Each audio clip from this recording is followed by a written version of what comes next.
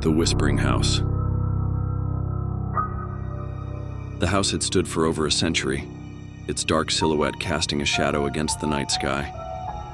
The locals had long avoided it, the overgrown vines and crumbling stonework speaking of years of neglect. Yet, to Sarah, it was the perfect place to escape.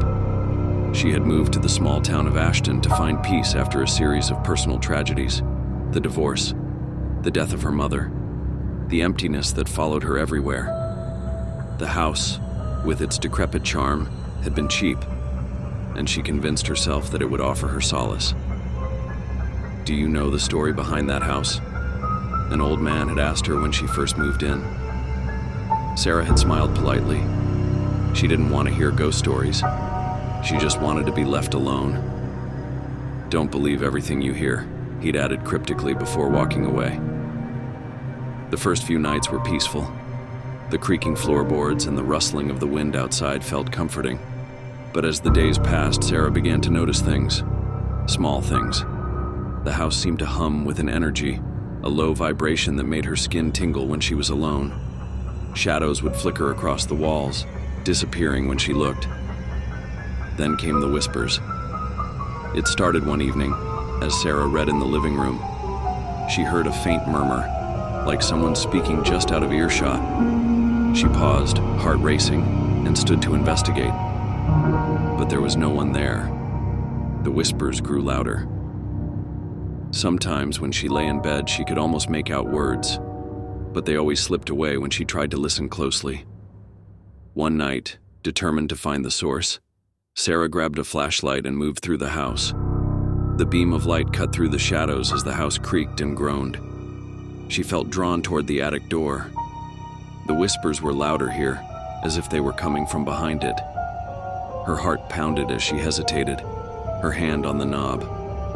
The thought of opening it filled her with dread, but curiosity tugged at her. She turned the handle and pushed the door open. The attic was dark and musty. Old trunks and yellowed newspapers littered the room. But it was the strange symbols scrawled on the walls that caught her attention. Crude runes and jagged lines twisted across the wood like something ancient. She couldn't understand them, but they felt wrong, as though they didn't belong in this world. As Sarah stepped further into the attic, the whispers grew louder. Her skin prickled with fear, and the air seemed heavier. She turned to leave, but froze when she reached the door. A figure stood there. It was tall, its form obscured by tattered black fabric. Its face was hidden in shadow, but Sarah felt its gaze. She took a step back, but the figure didn't move. It just stood, silent and still, watching her. The whisper stopped. "Leave," a voice rasped in her mind, hollow and cold. Fear surged through Sarah, but she couldn't move.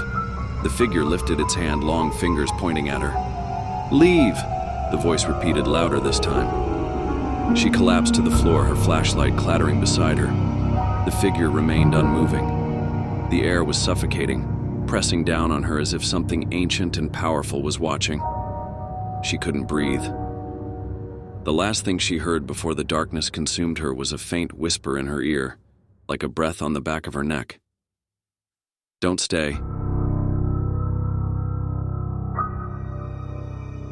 When Sarah woke, it was morning. The sunlight streamed through the attic window.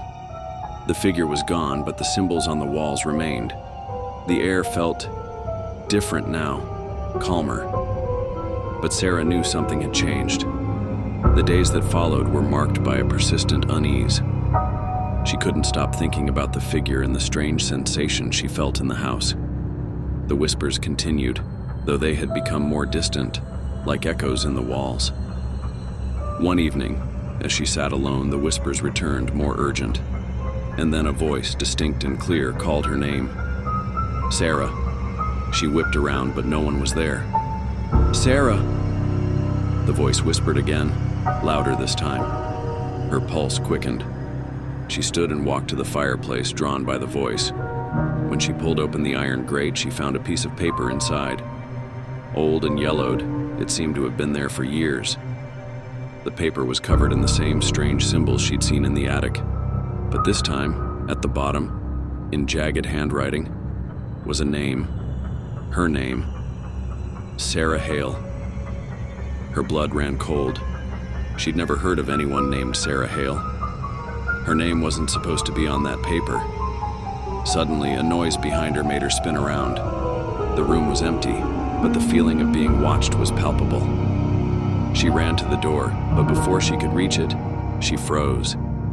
The whispers were louder now, like a chant. "Leave!